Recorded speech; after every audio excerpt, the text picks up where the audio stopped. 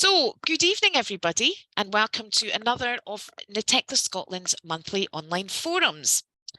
Tonight's forum looks extremely interesting as an entitled, which I love this title, Be Like Water, My Friend, Classroom Assistant Support in ESOL. I'm delighted that this evening's session is going to be hosted or facilitated by Melissa and Martha, both of whom work at the City of Glasgow College. So it's really great that you're with us this evening and hosting this, so thank you very much indeed. So just a couple of housekeeping items as usual before we get started. Please can I request that you keep yourselves muted unless you want to ask a question or contribute, and in that case Melissa and Martha will ask you to unmute or pop your hand up. Tonight's session is designed to be interactive, so you're very welcome to use the chat box facility to ask questions, post your thoughts, or ask me something, or pop your hand up. As you know, this session is recorded and it's shared on NATECLA Scotland's YouTube channel after this evening, and I'll pop the details of that into the chat box if you want to catch up with it again at a later date. So enough from me, and over to our fantastic facilitators for this evening, Martha and Melissa. Thank you very much indeed. Hello, hi everyone. Thanks, Pauline. Thank you. Okay, shall we just pull up the first? Yeah, let's go for it. Okay. So we're hoping it's working. We had a few technical glitches and a wee lag. So if there's any problems, just let us know. Okay, if you've got any issues seeing things. So okay. That's coming up just fine, folks. Okay. I think it's still there. We go. Okay, there we go. Okay. So it's really brilliant to be here today. We've not really been asked to do this kind of thing before, and I think assisting in the classroom isn't something that people talk about much. It happens quite a bit, but it's not really. It's kind of a subject that, yeah, it hasn't really been mentioned. So it's been really nice to be asked to do this. Yeah. And talk a bit about it.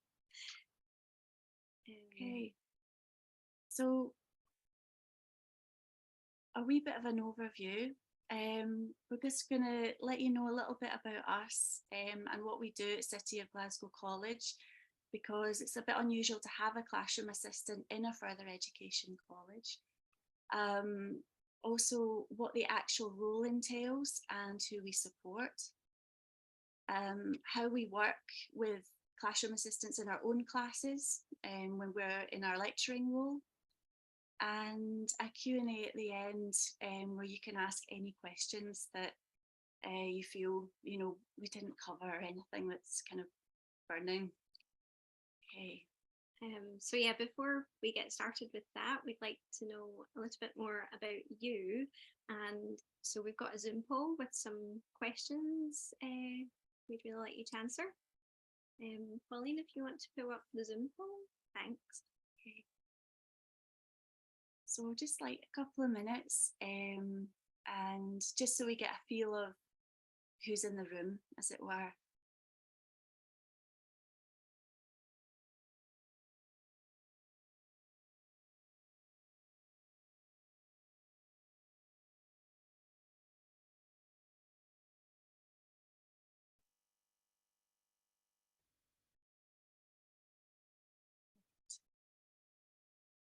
And Pauline, does it tell you when everyone's completed it, or has it got the results that are coming up?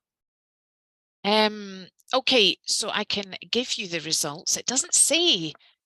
Yes, I think everyone has completed. So 17% of people have worked as a classroom assistant before, but 83 haven't. Brilliant. Okay.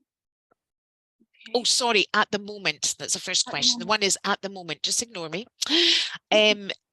67% have worked as a classroom assistant, but 33% haven't. Okay. And worked as an assistant in any capacity, 17 have said yes, 17% have said yes, and 83 have said no. Interesting.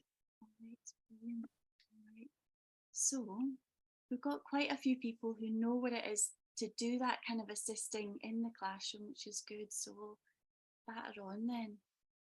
So a little bit about us. I don't know, Martha, if you want to go. Yeah, sure.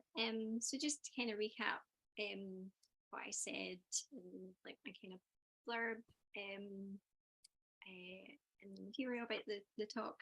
I've got a bit of like an unusual kind of but semi-logical path into working in ESOL, which started off with a degree in interior design, and then I had like a time volunteering with asylum seekers and refugees in a project run by Impact Arts, and just really enjoyed working with that group, and then decided to volunteer as a classroom assistant in community classes.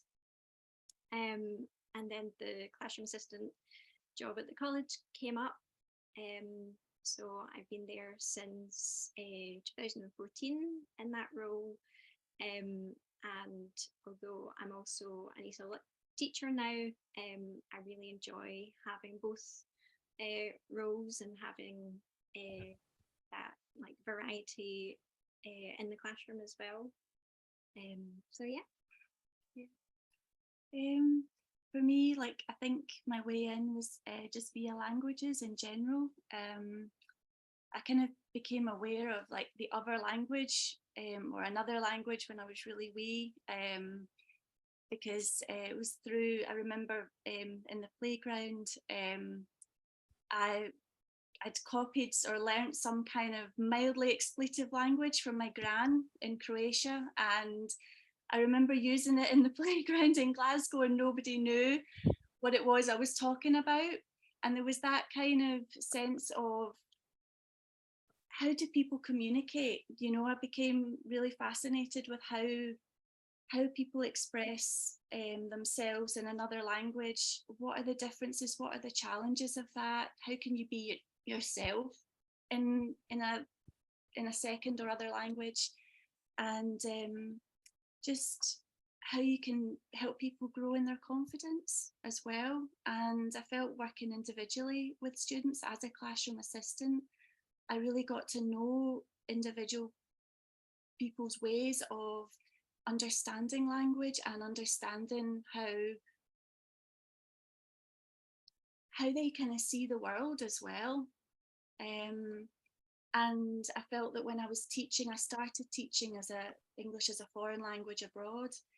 And I found that as a teacher, I was very much at the front of the classroom, worried about the lesson plan, worried about the overall direction of the lesson. And as an assistant, I was able to really focus in on individual students and how a lesson was affecting them, their experience of it. Yeah, so I like both roles as well, and one role informs the other in terms of assisting and lecturing. So yeah. The other thing to say is we've both like assisted across like all levels, like literacy through to advanced classes as well. Yeah, and we've also both worked with classroom assistants in our own classrooms when we're in the lecture room. So. Yeah. Just I think one of the things that Pauline was mentioning was with classroom assistants in general, like why have them in ESOL? You know, like why has that been in an important role? And we were thinking about across the sector, whether it's in FE or whether it's in the third NGO sector or charity sector. The reasons you probably have an assistant in the class in ESOL is the same across the board, because there's a number of challenges that come, particularly with low levels. One is that there's quite a long pastoral care list we found when working with students in the classroom. The students bring a lot of issues into the classroom, whether it be trauma from what they've experienced on their journeys, which affects their concentration levels, whether it be their educational background, perhaps not having been to school or having, maybe a couple of years of schooling, being in a classroom environment, as well. Classroom in their country of origin might be very different from the classroom that you get in a college or in a more informal classroom setting in the UK. With literacies as well, there's actually very few published materials. So a lot of teachers were having to kind of teach on the hoof, you know, and there's quite a lot of preparation. You can't just pull out a course book or a lesson from One Stop English as you would in some other courses and say, hey, we're going to be doing this today, and expect the students to be able to follow that. So classroom assistants were brought in to kind of help with the materials creation as well. Yeah. So at the moment, our classes are 3-hour classes. Class size a maximum of about 24 students per class. We usually support the same class every week, the same group of students. The student profile is very, very varied. Don't know what it is for you, maybe you can tell us later. But we've got unaccompanied minors in our classes, sometimes students who are as young as 15, and they'll be sometimes learning alongside students who are maybe in their 70s. So it's a very, very broad mix. From students who are for the first time in formal education to those who might have PhDs in their first language and from the country of origin and are sort of starting again, as it were, in the English language. And sometimes those students do come to the kind of literacy levels if their first language script isn't a Latin-based script. So they're kind of learning the basics of English with that script. So it's a very varied student profile that you can get in a literacies class. Mm-hmm. Yeah, did you say also like often learning to read and write for the first time? Yeah. Ever in any language as well? Yeah. Yeah. Okay. Move on to Yes. Okay, so before we get into like the main body of our talk, I wanted to share this clip with you, which is the inspiration behind the title for our talk. So we'll just play and let you enjoy. Okay. Oh, that's you. This is what it is, okay? Empty your mind. It's formless, shapeless, with water. Now you put water into a cup, it becomes the cup. You put water into a bottle, it becomes the bottle. You put it in a teapot, it becomes the teapot. Now water can flow or it can crash. Be water, my friend.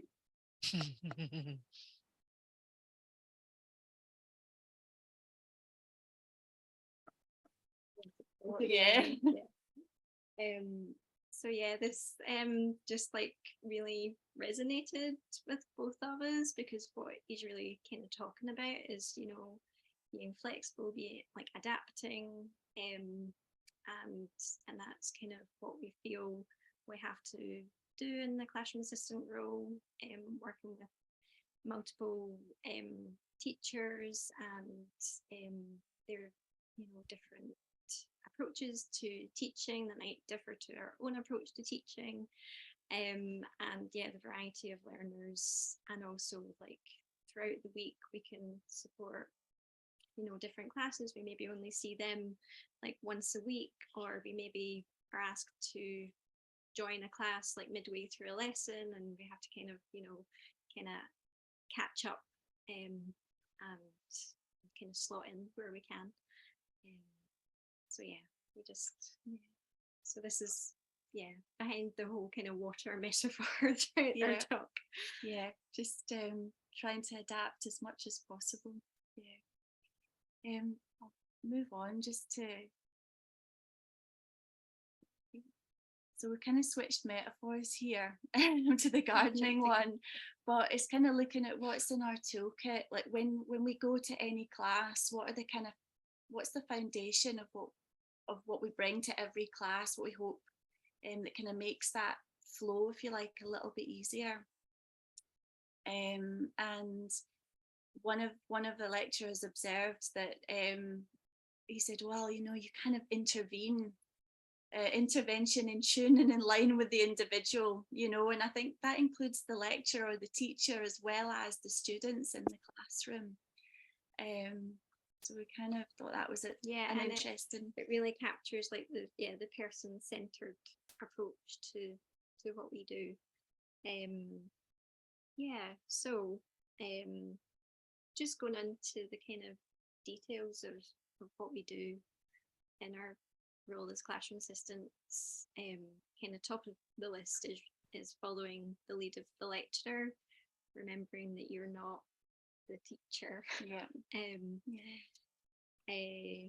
And sometimes this would be like via direct instruction, but often you need to do this through just observing and listening, responding. And like the teaching style and choices might differ to what you would do in different situations, but it's really important to like go with that. And you can offer up ideas and suggestions as well when appropriate, but ultimately, this is their class, and you have to kind of follow their lead as well. However, it's really important to also work on initiative, not just to wait to be told what to do. I think the initiative comes in things like if you notice a student is struggling with something, you don't wait for the teacher to tell you. You kind of go over and find out what's happening at the earliest possible moment without disrupting the kind of flow of the class. And certainly when we're supporting students one-on-one within a class, we'll use the initiative to figure out what techniques we would use to help the student understand a task better or to understand the language point better. So in that way, just trying different things, and that way, initiative is good. And that comes into aspects of classroom management as well. Although ultimately the teachers kind of in charge of the overall classroom management, you still need to be reactive and respond to what's happening in the room, and that can be small things like seeing if a student's kind of finished a task, they can come together with another student that needs a bit of support and kind of peer support and little things like that that you can affect how the classrooms, how the class is going. So if a student comes in late, which happens reasonably frequently, they might not have like the handout or anything, and that's something that just to help the class go kind of more smoothly, and so that the teacher doesn't have to, if they're presenting a language point to the whole class, they don't have to stop, give out a worksheet, give an instruction to an individual student. As an assistant, we try and help manage in that way, so that we do that, and the teacher can just kind of carry on focusing on the whole class. Our one-to-one learner, we've already talked a bit about that, but that really is where we kind of really discover where the student is at in terms of following the lesson. Some classes you can be asked to come to the class for a specific learner, or you might work one-to-one with multiple learners throughout different tasks as well.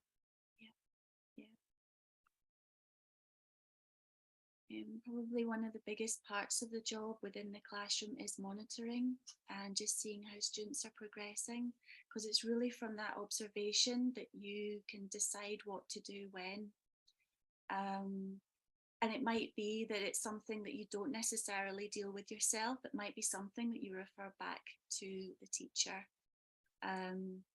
Especially like as it's happened with me, like if I find that I'm not understanding the task, which can happen, you know, I'll always refer back to the teacher and just to get a bit of clarification, and I pass that on to the student, and it's something that we can all kind of laugh about in a sense. And I think it's it creates a much more kind of collaborative atmosphere.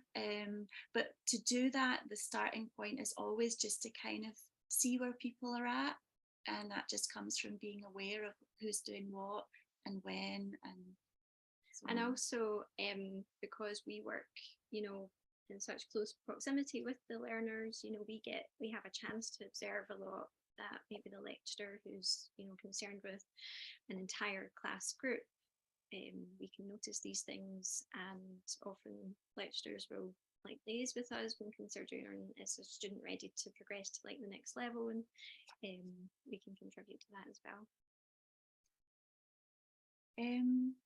This is something that assessment preparation, this is something that, you know, at certain times of the year, we've kind of gone through speaking assessments with students just to get the nerves out of the way, you know, so that their like vocal cords and everything are like tuned up to English, you know, and we'll be sitting outside the classroom just before they're about to go in to the classroom to get you know, to get recorded, as it were. So, and also within, I mean, Martha's supported me when I've been doing assessments, and it's been so helpful to have another pair of eyes to see who needs a pen, who's got a question, who's kind of like agitated and maybe like calling out actually sometimes, you know, like just because they're a bit nervous about the assessment, and having two people in the room to answer those queries has made all the difference. So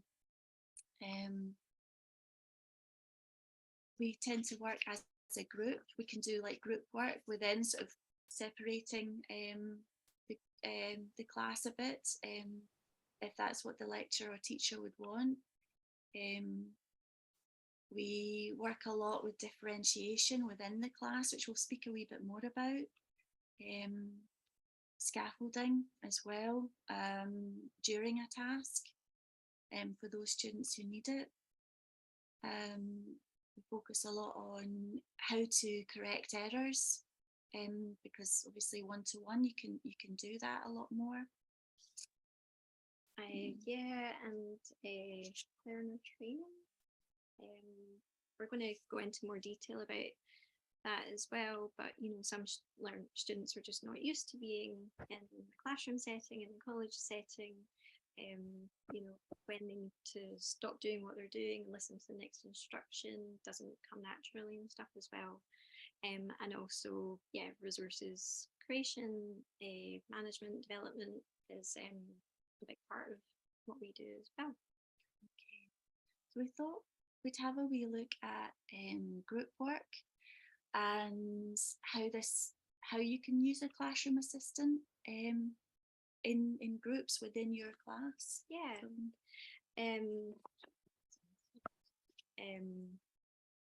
So yeah, teachers will often like assign as a group of students to work with, and this and this might be based on level of English, group that needs more support or less support, or maybe they need to focus on particular skill area, or it might be like teams, kind of random if it's like project work, stuff like that. And yeah, it's just having a classroom assistant in the room is a great opportunity to be able to kind of differentiate and work on different things simultaneously in the room, whereas that's quite a lot to take on if you're the only teacher in the room. I know I've asked you to referee certain team games that we play because I'm terrible for losing track of like who's scored what, and actually having someone else there to either just to keep tabs of what team is winning, or to even make a judgment call. Cries of unfair and everything like that. It really it really helps to have another pair of eyes there to moderate, and to keep the pace up as well.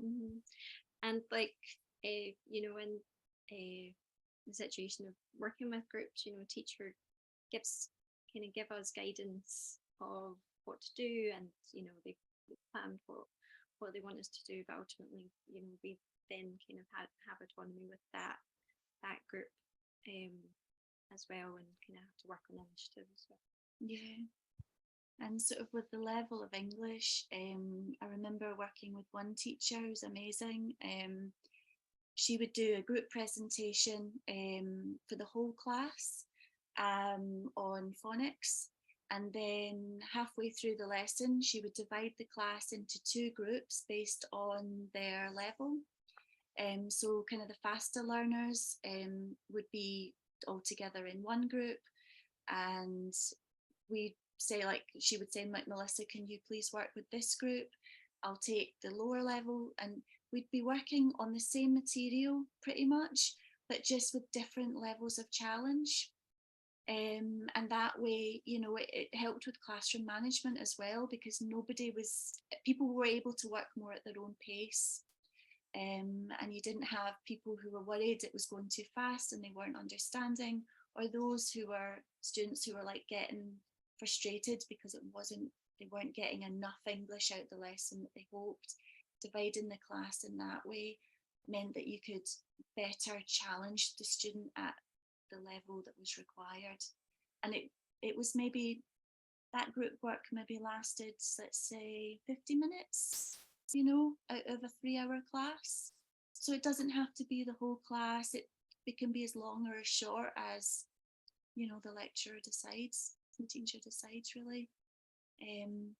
So and you could do the same for skills in a similar way. Okay. So we just thought maybe we'd look a wee bit at differentiation, and just looking at a potential like reading lesson, how you would tackle a text, the kind of things that we might do with a student one-to-one. If the lecturer or teacher gives the whole class the same text, what might we do for a student who needs the challenge of the task reduced a little bit, so that they can cope? Where you get a text and the student might be like, you realize that they can't read any of it, they're really struggling to even get started on that text. And so the literacy student would be talking about. So the first thing I would always do is see, can they understand or can they recognize the first letter of a word? I always start there. Do they know the alphabet and the sound? I start with the easiest thing first, and hope that kind of catches, so that they gain that confidence. And if they can get that, and I might try a few letters, to see, because maybe they don't get one, they might get another. And then I would try and see what other words they know with that first letter in the text. So say the sentence or text is, my name is Ali. I would maybe say, can you I'd focus on Ali, what is that first sound? What's that first letter? Is A. And then, okay, in that sentence, there isn't another word with A, but like, I would kind of see if the student can recognize that letter. If one of the things that I learned from a teacher was asking the students to count the full stops, just to see if they can recognize where a sentence begins and ends. Even recognizing the capital letters, do they see the difference between small letters and capital letters? A lot of this is almost diagnostic as well, so that you can then see where the student is at before before taking Like it what to the ways, next what level. ways can you break the task down for them into smaller, more manageable tasks? And everything they do then is a win. You know, if they can do these small things, everything is a win, and it builds up. It builds up confidence. Again, find the words. Some students are amazing at this. You know, they might struggle with the phonics, but they have great whole word recognition, you know, just from their exposure to the language. So again, it's like note learning about that student and what they can do. And then once you've established what they can do, start focusing on what they're struggling with. And these are all kind of like choices that we make, maybe kind of on the spot, working on our initiative, even though that's maybe not what ultimately the teacher wants them to be doing, but they need it broken down. And I've learned all this, and you probably from seeing lecturers doing it over, you know, Rosie's here today, like, you know, it's we learned from all the lecturers on how to do these things, and we just apply that to the individual student. Don't know if you want to say how to up the challenge when you when you've got a fast student, when you've got someone who's racing ahead. Yeah, which is also something we do as well. Sometimes we'll work with students that need more support, and then we'll need support as in like the challenge is reduced, and then we'll also, you know, give extension things and increase the challenge. So verb or word substitution in a sentence. I'm not sure. Yeah, so that might be, so say a student is reading a sentence, my name is Ali, and they're going, yeah, that's dead easy. You might ask them to say, okay, change it to she or he, rather than, you know, my, or pronunciation, focusing on elements of pronunciation, just taking a task like a wee bit further and getting to kind of work a wee bit harder on something. Maybe a spelling test as well, like what kind of little extension tasks that you don't need like more resources really, or you don't need something from the lecturer at that point that you can just kind of provide on spur of the moment as well. I always say, do you really know the word? Do you really know it? Okay, can you spell it? You know, like, so it's that, you know, challenging. Write a short personal sentence with key vocabulary that they've been learning in the lesson, you know, kind of for your practice activity as well. So we differentiation and scaffolding we found were, you know, they're very interconnected, and we had quite a good debate on scaffolding and what is differentiation, because they are quite very kind of interwoven. So providing model text or example sentence stems. So like this is something that we might do to break down a task. We might do like a list, you know, we might write an example sentence or something and break it down for them. Providing handwriting worksheets or lined paper, things like that. You're very good at you're good at that, because, you know, Martha will see something and then she'll be like, right, I've got that. I've got lined paper, I'm going to go get it. And it's that kind of thing that helps students when they're having to copy something, or, you know, it really, that's something I should take actually to class every time in the literacy. Listening, encouraging talk, repeating words and questions. Yeah, so that's kind of more with a speaking activity, you know.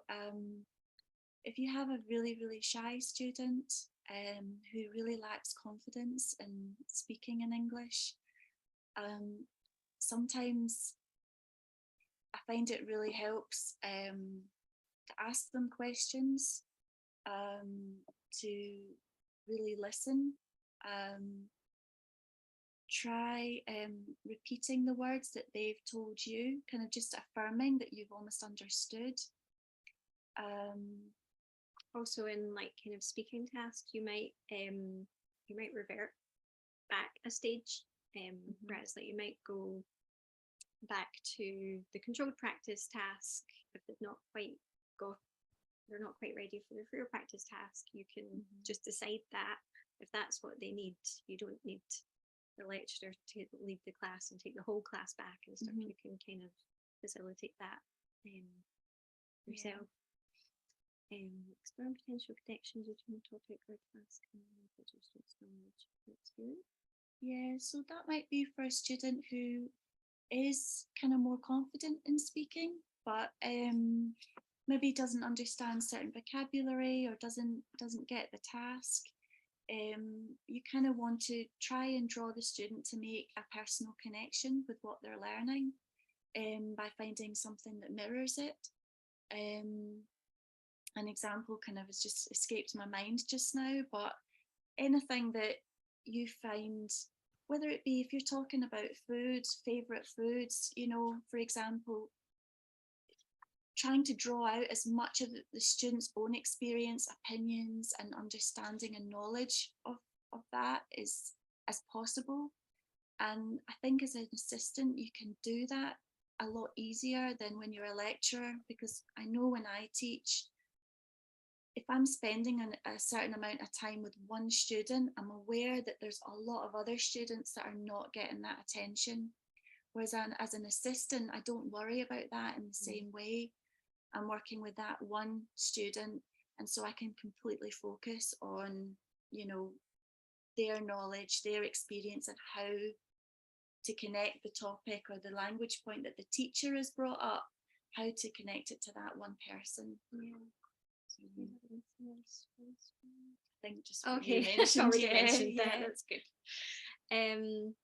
So I'll just maybe quickly kind of go through some learner training things. Error correction is something, a big part of what we do, using pauses, tone of voice, facial expression, and encouraging self-correction as well. You know, not jumping in too fast and wanting to fix every problem for the student. Guiding student focus in the classroom. So I mentioned earlier about how some students are just not used to the classroom environment, and they might be so preoccupied with the challenges of the task in front of them that they're not quite finished yet, that they might not stop doing, and they need kind of a bit of direction and encouragement to that's okay, that's not important right now, you need to listen to the next instruction. And it's noticing those things for the student as well to keep them on task.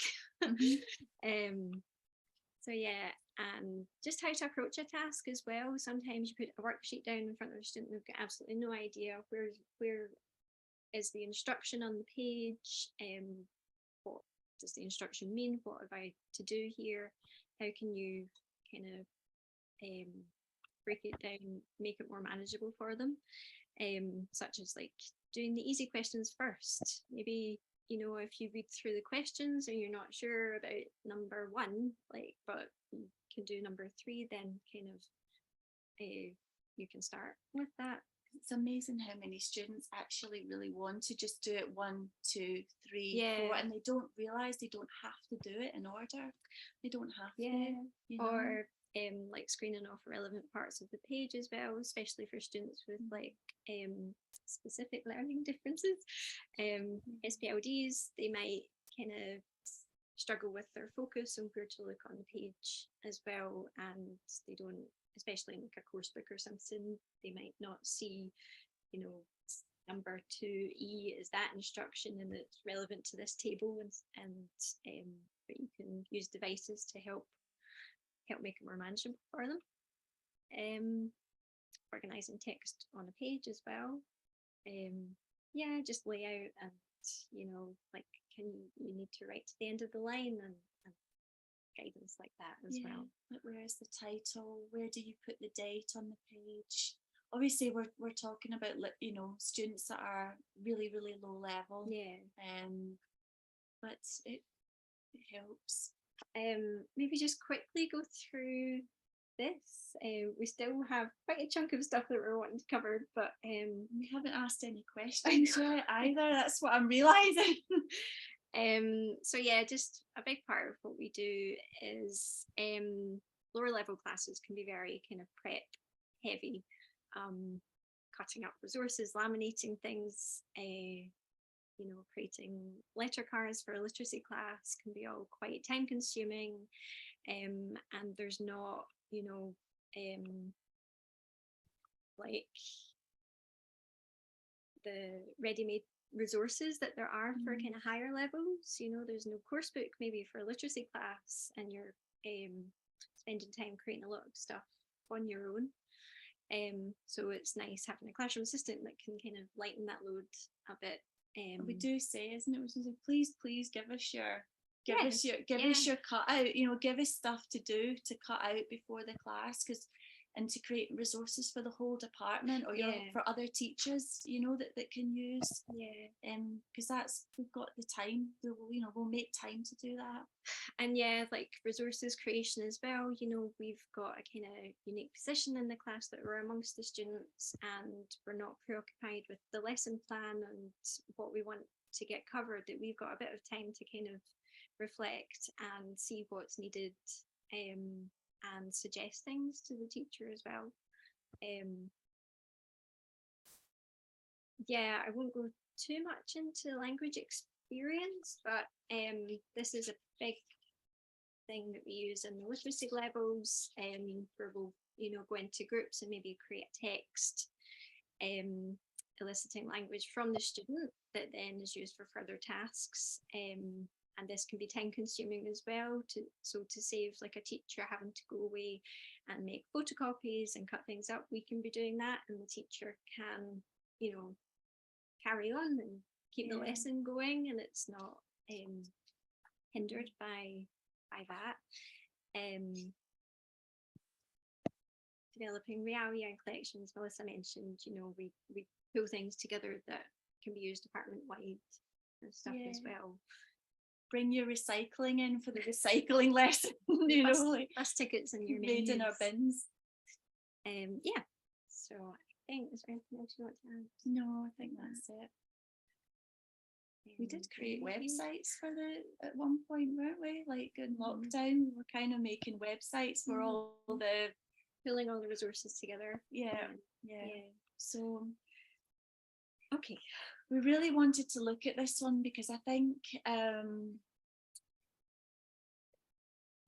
it's something that does come up from time to time, and I think it's across the board, whether it be in secondary schools, primary schools. A lot of lecturers can feel quite nervous about having a classroom assistant in the class because they could feel like it's somebody there observing them, you know, or you're responsible for them. As well. Yeah, and I remember when Martha first started, even though we've been working together for over 10 years, or is it that long? I remember it felt a little bit like it was the first time I was doing my CELTA, you know, and I was getting observed. And I mean, that dissipated very quickly because we started collaborating. But just to say, these are some things that can occur and how we would handle them and how we have handled them in the past. So situation number one, where a student criticises the teacher or the organisation that you're working for. So that obviously, you know, you feel a student might come to you, they're not happy with the class, there's something, and obviously you're also part of that organisation as an assistant. You're going to feel loyal to the teacher, and you also want to figure out what the problem is, if there is actually a real problem. So how do you handle that without just batting it away and making the student, maybe alienating the student, and without taking sides as well. So the first thing is always just to actively listen, neither confirm nor deny anything, you know, just listen, and see if it's just a general complaint, a general moan, or is it something that they're actually really worried about? Has there been a real misunderstanding or something along the line? The second thing is to consider what you know about the student's educational background and their experience of education. What might their expectations be of a learning environment? And that might be very different to how ESOL was taught. Yeah. Yeah. It could be that it's not formal enough from what they're used to. It could be that there's too much talking. We've had that. It could be that, we've had students in who it's not been even a criticism of the teacher, it's been a criticism of the class as a whole. They maybe feel there's just too much noise. And obviously in an ESOL class, we were always encouraging people to use their language. And for some, they're used to a quieter classroom where the teacher is always right and nobody is criticizing the teacher, ironically, so that can, so think about what from them. And is there anything that, is just a small thing, Mhm. In the class that you can resolve yourself? Or are they just sitting waiting for the next task while the teacher is preoccupied with, the majority of the class who are struggling with a task? Can you just step in and resolve the issue yourself? And encourage the student to communicate Always with the teacher. You always refer back to, if the student's language is, if they can tell you that there's a problem, the chances are they can probably communicate that to the teacher. So avoid being the middleman if possible, and just encourage the student to use their language to communicate, and reassure them the teacher will want to know, that they won't be angry, that it won't be taken amiss. Situation 2, students overstepping boundaries. Again, because of our kind of strange position in the classroom, we're kind of like amongst the students, but we are kind of teacher as well. Sometimes that line of kind of what's appropriate is a bit blurry for some students. You might be asked over for dinner, you might be asked out on a date, you might be asked to tutor them at the weekend and stuff. And it's just about being kind and clear, reminding students of the student-teacher relationship parameters, and what you can do and what you can't do, and being nice about it. And if necessary, speak to the teacher. It's probably good to let them know what has come up, what the students suggested, or what it is that's happened. Also, maybe establishing with the teacher before lessons, like on topics that can be quite personal, like family, your living situation. What do you want? What are you willing to discuss in front of the class when you're modeling a conversation about who you live with, or if you're married with children and things like that? Don't pull my address up on Google Maps, please.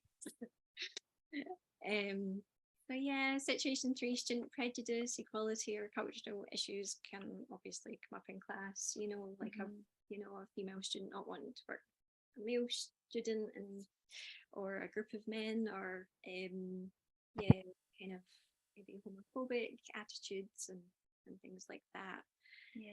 So again, it's about listening compassionately, keeping in mind, the students possibly got a different culture and background to you, and being respectful of beliefs and stuff, but also aiming to encourage mixing and tolerance. And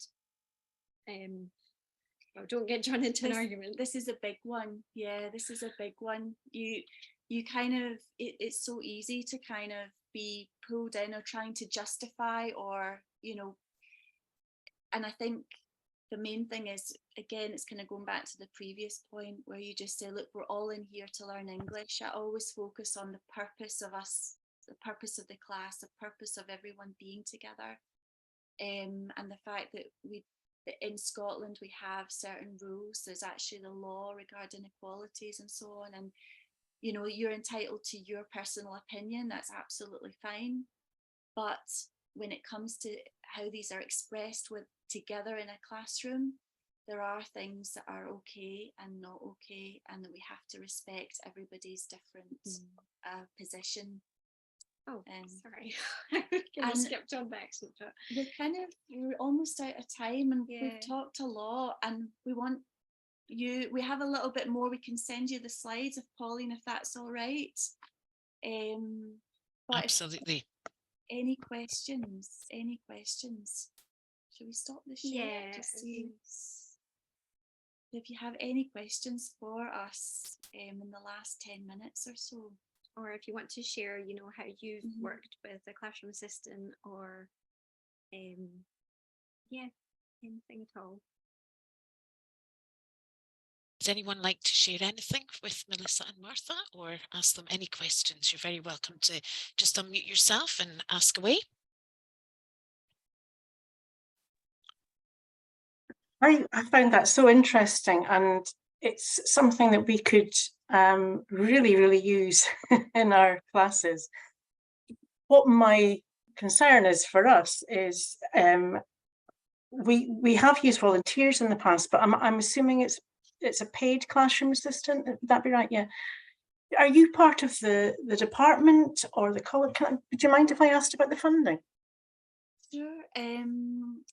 The funding was given many, many years ago, I think 2007, 2008, and it was under DPG 18, I think. And there might have been a European funding stream as well. Right. But it was absorbed into department costs, I think, over time. Initially, it was just me, and it was a temporary contract, and then it expanded out to 2 other full-time. So there were 3 of us full-time classroom assistants. That has dropped over time in the current funding, in the current climate. But I think a case was made because of the high needs of the students, you know, mental health and a whole range of issues. It was on that DPG 18 basis that the funding applied for. Thank you. That's interesting. And who decides who gets you as a classroom assistant? Is it like a bidding war at the beginning of the year, and all the lead teachers, as you call them, are like going, I'm having them, and it's like first come, first served? Or is it worked out on the basis of the need of the students or the demographic of a student in a classroom?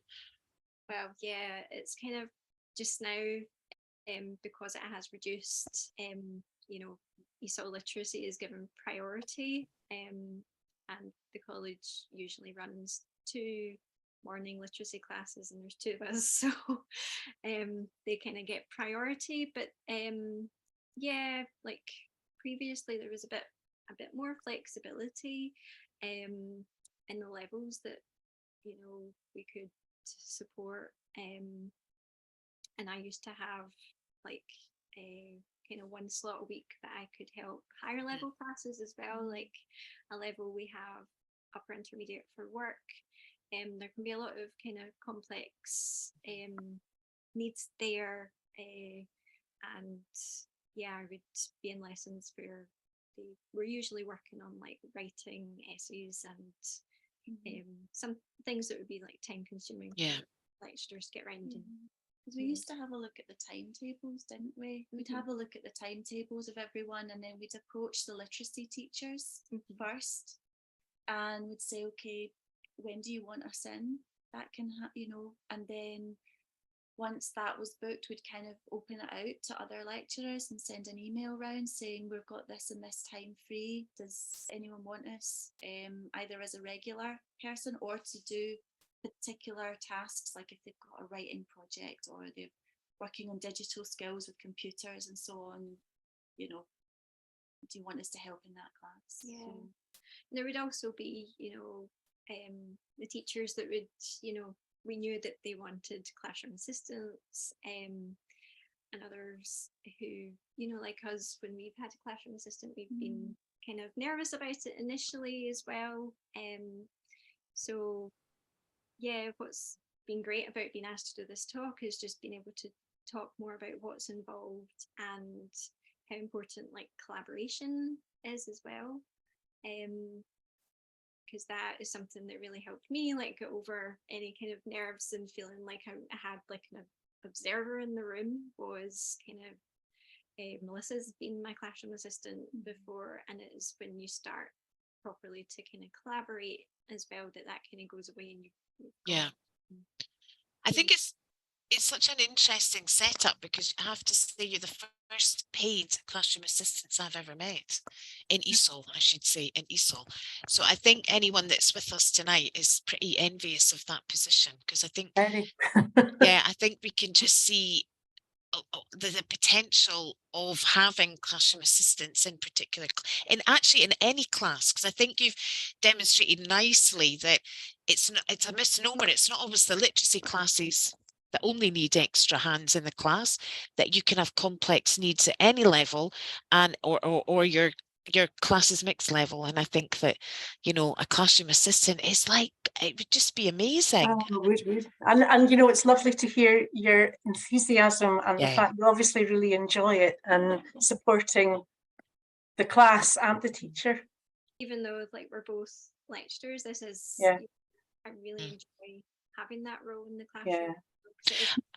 I think the beauty of you both is that you actually have an ESOL background, and I think that's probably why we're really envious. Is that because we have, exactly, we have volunteers, or I'm sure all of us have had experience of volunteers, and they're not, you know, they're maybe not coming into you as a volunteer with any ESOL background. And so sometimes it takes a little bit, it's a training on both sides, how to learn to work together, how the class works, what kind of methodologies are you using, what are you trying to get, what's the purpose of the class, I think, to echo you earlier. And that can take a while, but if someone's already coming in that has this all experience, there's a whole load of steps there you don't necessarily have to go over. You can sort of almost hit the ground running, which I think is really interesting. Well, I was going to say, I've got a bad cold at the moment, but I mean, I can't praise Melissa and Martha high enough. I'm so lucky I get to have my literacy class with Martha every week. And a couple of weeks ago, she wasn't in, I can't remember. And I felt like I had like my arm missing. It was like, I can imagine. I'm so jealous, Rosie. But I think also, like, not just in the classroom, but it's interesting to have someone from an ESOL background, because you can really reflect on like what's gone well in the class, what's working. And it's, you know, we don't really have enough time for observation. We're all so busy, but you know, anything I do, I can guarantee Melissa and Martha have improved it. It's, you know, with their, but for me, it's invaluable in the classroom, but also out. It's just made me continue to reflect on what I do in the classroom. So important, Well, they're an instant sounding board, aren't they? Yeah. Insta sounding boards where you can be like, well, how did that work today? What didn't work because of this? It did because of that. Oh, let's tweak it next time. And that is invaluable, as you say. It's an invaluable resource there, right at your fingertips. You're not having to just. We're very lucky. We're lucky. So, Sheena, do you want to just mention what you popped into the chat, Sheena? Because it is a good question. Well, yeah, but I think you possibly kind of answered it when you went over some of the things that might cause problems with it. But I was thinking of a particular student we have in one of our elementary classes, and I wondered, have you ever had students who try to monopolize you, where, you know, they think, oh, right, I'm getting a wee bit of help, but I want you to help me, just me, don't go to that other student, just me, you know, and what do? Do you get a lot of that, or is it unusual? Yeah, I find that it's kind of students that have lower confidence, you know, so it's finding a way to kind of give them a wee bit of a boost, and it's just kind of the way that you are sometimes. It might just kind of, I think, smiling and like maybe having a laugh with them, that just kind of relaxes them as well. That I think I'm more brutal. I kind of actually say, I'm like, well, I have to help everybody, you know, and I'll literally just, it's quite bad, kind of walk away, you know, like I'll do like one thing and then I'll say, I'll come back, you know, and then that just reassures them that I'm not just abandoning them, you know. It goes round, and I try and work with everyone in the classroom at least once if I can, if the lesson allows it. And that way it stops that sense of a student feeling they're entitled to individual attention all the time, because it does happen. It can happen. Yeah, a bit of learner training there and sort of like Yeah. but getting with a classroom assistant, that's the beauty of it. You do get that little bit extra than, you know, just the lecturers who's walking away. Yeah, absolutely. And in Absolutely. big classes, you know, 22, 23 people, you just, Exactly. you're very aware, aren't you, that you can't, that you can see people needing help. You, Yeah. you know, you're trying to be everywhere all of the time. Yeah. Great. Does anyone have any Yeah. last comments or thoughts before we finish up for this evening? Thank you. That was so interesting. It Yeah, was. thank I am you. very That jealous, was, Rosie. yeah. Yeah, I'm extremely. Got one, just one, which is to say, you can't fix the students. You know, we often feel pressure that we have to solve all our language problems. Mhm. And Yeah, as a classroom assistant, you're kind of sometimes you can be seen as like you're going to be the magic remedy. Or the English classes will be, and it's like it's like I've had to like put my perfectionist thing in the bag and throw it out the window, because actually you just have to meet people where they are, and that includes yourself. And we were going to play how do you solve a problem, like Maria from the slides. It'll be in the slides, so if you want to play it later, however you can. Yeah, lyrics are just yeah. That's funny. That's brilliant, actually. Thank you. That's been really interesting. Yeah, what a lovely way to Thank finish you. off. So yeah, huge thanks to both Melissa and Martha for sharing their experiences tonight. It's been lovely to have everyone with us. We hope to see you at an Atekla Scotland event very soon. Good night, everybody. Thank you. Good night. Thank you. Thank you. Good night.